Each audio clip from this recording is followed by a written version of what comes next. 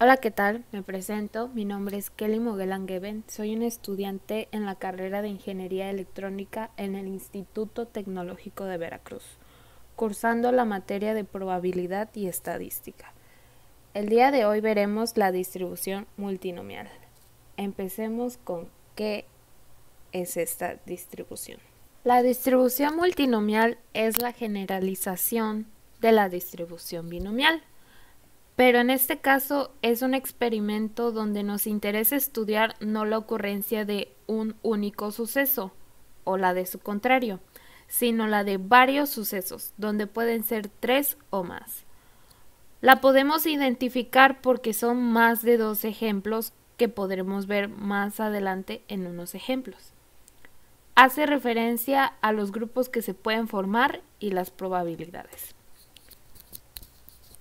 Podemos observar en la pantalla la fórmula, donde n va a ser el número total de ensayos, x es el valor que va a tomar la variable, donde van a ser varios subgrupos, y p que va a ser la probabilidad, que va a estar elevado al número que tomará la variable del subgrupo.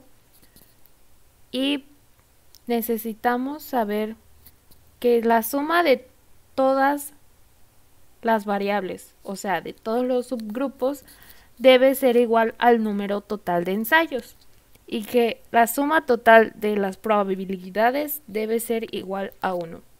A continuación lo veremos mejor en algunos ejemplos.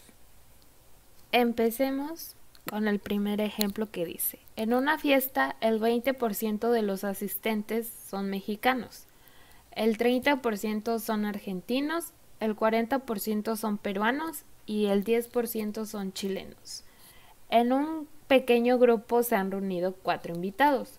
¿Cuál es la probabilidad de que sean 2 mexicanos y 2 peruanos?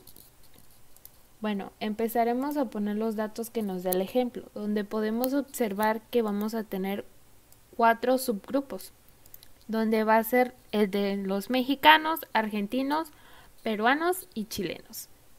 Y bueno, como queremos saber cuál es la probabilidad de que sean 2 mexicanos, ok, entonces X1 es de los mexicanos, entonces vamos a poner 2.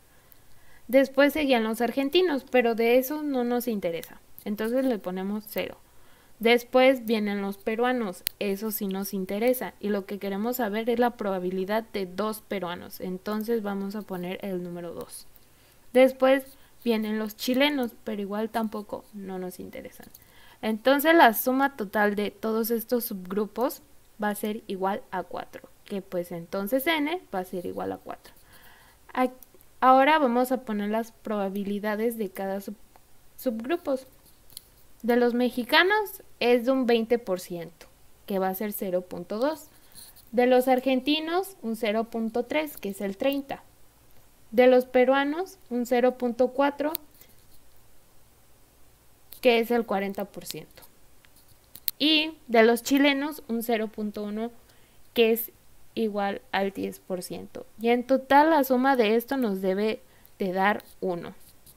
Pues vamos a utilizar la fórmula que hemos visto anteriormente, donde vamos a utilizar n factorial y como denominadores todos los subgrupos que tenemos aquí. Entonces simplemente vamos a sustituir los valores, que nos quedaría como numerador 4 factorial, como denominador 2 factorial por 0 factorial por 2 factorial por 0 factorial.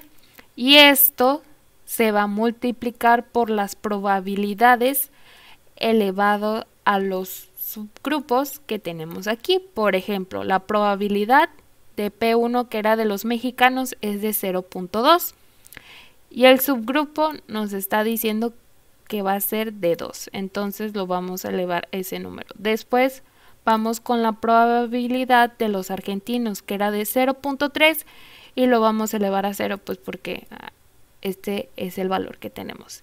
Y así vamos con todos. Aquí lo hice aparte, aquí donde se puede ver mejor, que aquí me da 24 y aquí me da 4.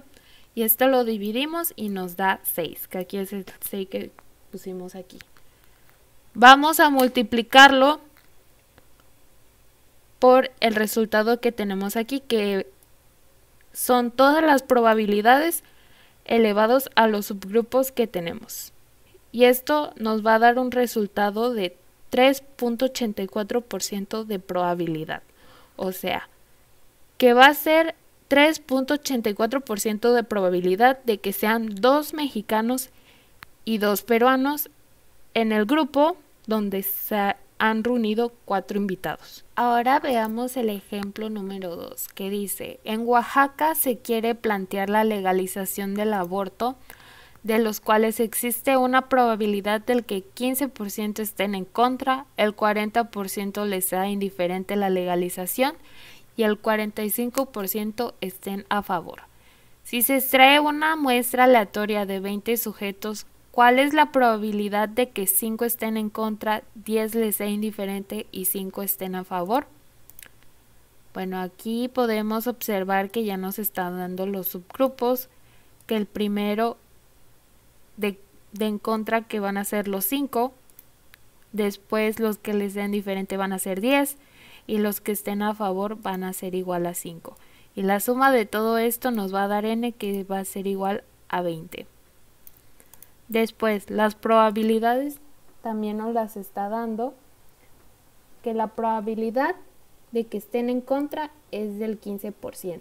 La probabilidad de que les sean indiferente es del 40%.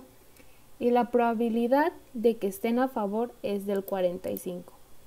Y como podemos ver, se cumple la condición de que la suma de todas las probabilidades debe ser igual a 1.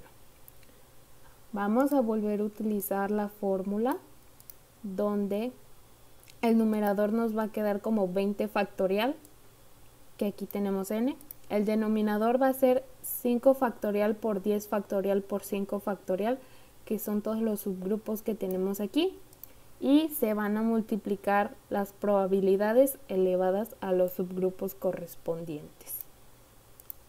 Igual aquí lo hice por partes, donde tenemos el numerador que es del 20 factorial y el denominador que es de 5 factorial por 10 factorial por 5 factorial.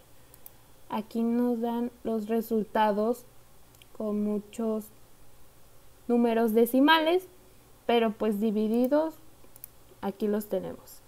Entonces, ya tenemos, por así decirlo, la primera parte de la división de el número total de ensayos entre todos los subgrupos, y los vamos a multiplicar por las probabilidades elevadas a los subgrupos que tenemos, donde tenemos un resultado del 0.68% de probabilidad. Entonces, la probabilidad de que 5 estén en contra, a 10 les sean indiferente y 5 estén a favor es del 0.68 de probabilidad. Y bueno, eso sería todo por mi parte y aquí me despido. Muchas gracias por su atención y hasta luego.